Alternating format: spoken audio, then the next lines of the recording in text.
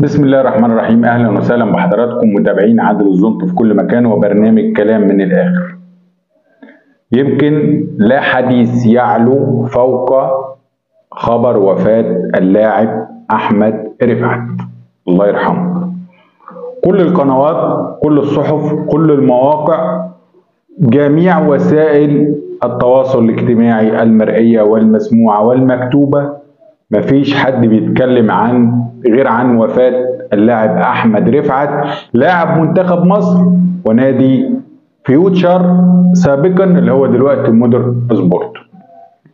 كل المواقع اتكتبت عليه، وخبر مفجع ومحزن جدا جدا لكل الوسط الرياضي وكل المجالات.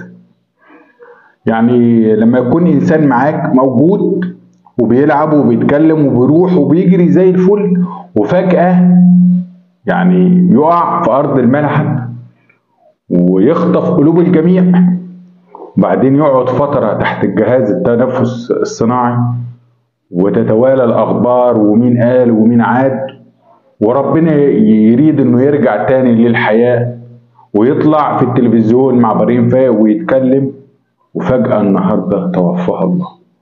طبعا هو ما يغلاش على ربنا سبحانه وتعالى، ما يغلاش على اللي خلقه، يعني ما يغلاش على اللي خلقه ابدا. كلنا هنموت، ودي امانه ربنا بياخدها في الوقت اللي هو عايزه، لا اعتراض على قضاء الله. ولكن انا بتكلم في حاجه مهمه جدا غايبه عن الناس كلها. طبعا كل الصفحات وكل عاوز يجري ورا الترند ويكتب واحمد رفعت عمل واحمد رفعت ودى وصحي وقام، كل الناس بدات تتكلم. ولكن في جزئية مهمة جدا جدا قبل ما تاخد الترند، راعي مشاعر أهل اللاعب ده. في الأول وفي الآخر إنسان بني آدم مش آلة، فيا ريت نراعي ظروف أهله. والكلام لكل القنوات وكل مقدمي البرامج وكل الصحف اللي بيكتب ربنا يرحمه.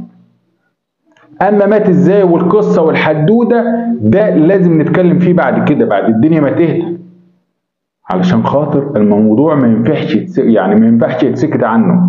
احمد الله يرحمه او الكابتن احمد رفعت الله يرحمه لما طلع من حوالي 10 ايام مع ابراهيم فايق اتكلم وقال لك والحكايه ونفسي ارجع واكمل والعب، لانه لسه كان عنده 31 سنه الله يرحمه. ولكن قال جمله مهمه جدا، فابراهيم فايق بيساله ايه سبب اللي حصل لك، او ايه اللي ادى، الاسباب اللي ادت لكده. فقال له الضغوط والحياه وبتاع، ولكن في شخص انا هتكلم عنه بس مش دلوقتي، هو اللي وصلني للمرحله دي، والفيديو اللي انا بعمله دلوقتي هو عشان الكلمه دي. يعني احمد الله يرحمه قال لك ان في شخص هو المسؤول انه وصل احمد رفعت للحاله دي وتعب وقع في الملعب. وزي ما قلت في بدايه كلامي، دي أقدار وربنا مقدرها وكلنا هنموت، ولكن في أسباب. فاحنا عايزين نعرف دلوقتي، والموضوع ما ينفعش يتسكت عليه نهائي، ما ينفعش يتسكت عليه نهائي. لازم نعرف مين المتسبب في ان يحصل لأحمد أزمة قلبية ويسقط في الملعب. ده لازم كل القنوات بدل ما تتكلم وتقول وتعيد تشوف الموضوع ده وتيجي، لان ده حق احمد وغيره وغيره وغيره، لان لو اتسكت عليه هيحصل مليون حاله بالشكل ده. والله اعلم في حالات كتيره بتحصل في الملاعب محدش يعرف عنها حاجه. فانا اتمنى من كل مقدمين البرامج والصحف والوكالات والمواقع يتكلموا ويشوفوا مين المتسبب في ان احمد رفعت الله يرحمه حصل له الازمه القلبيه دي، وعلى اثارها تم نقله الى المستشفى وخد وقت طويل جدا تحت جهاز التنفس الصناعي وبعدين توفاه الله. ده اللي المفروض كل الناس تتكلم عنه دلوقتي، ده اللي المفروض كل الناس تتكلم عنه دلوقتي، لان موضوع مهم ما ينفعش السكوت عنه. دي حاجه.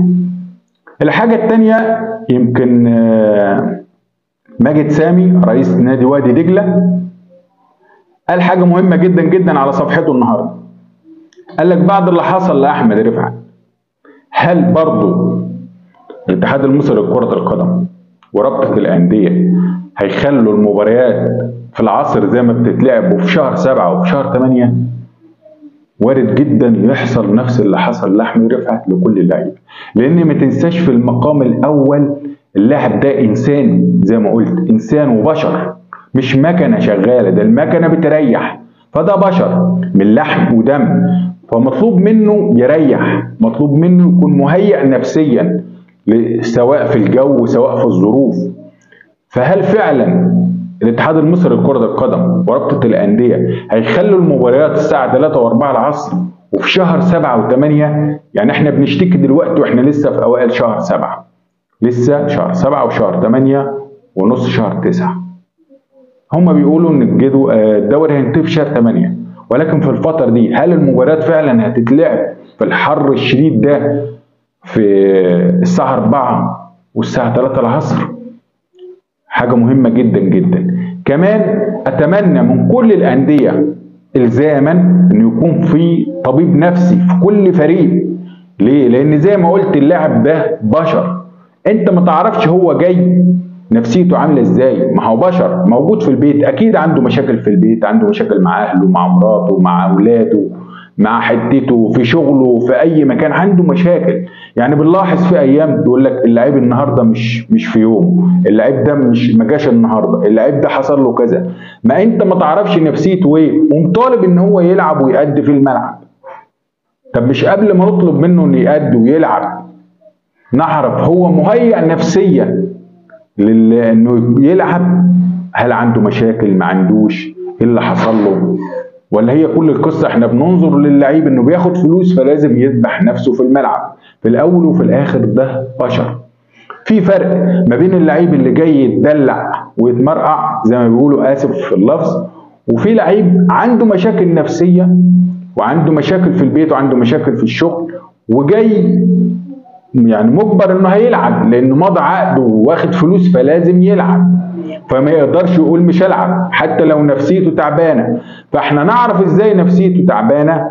لازم يكون في طبيب نفسي في كل فريق يشوف اللعيبه دي، ده لازم اجباري. انا اتمنى من اتحاد الكوره ورابطه الانديه والاتحاد الدولي لكره القدم والاتحاد الافريقي ان هم يشوفوا الحته دي وينظروا للحاجه دي جدا، يكون في طبيب نفسي موجود في كل فريق اجباري علشان يشوف حاله اللعيبه قبل المباريات.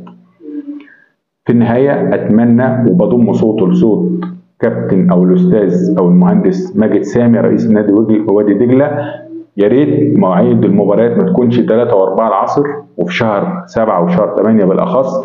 يا ريت كل القنوات ومقدمي البرامج والصحف تتكلم عن مين هو المتسبب في وفاة اللاعب احمد رفعت الله يرحمه، لان اكيد قال لحد من اهله، اكيد قال، هو ما قالش وطلع واتكلم وقال هقول بعد كده، ولكن هو ما لحقش الله يرحمه، فاكيد قال لحد من اهله. نتمنى كل الناس تتواصل وتعرف الحقيقه فين علشان ما يحصلش بعد كده والمتسبب في كده ياخد جزاؤه.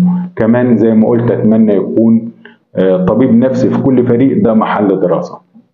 في النهايه لا يسعنا الا ان نترحم على الكابتن احمد رفعت وندعو له بالرحمه والاهله بالصبر والسلوان، وربنا يرحم موتانا جميعا. أشكركم والسلام عليكم ورحمة الله وبركاته.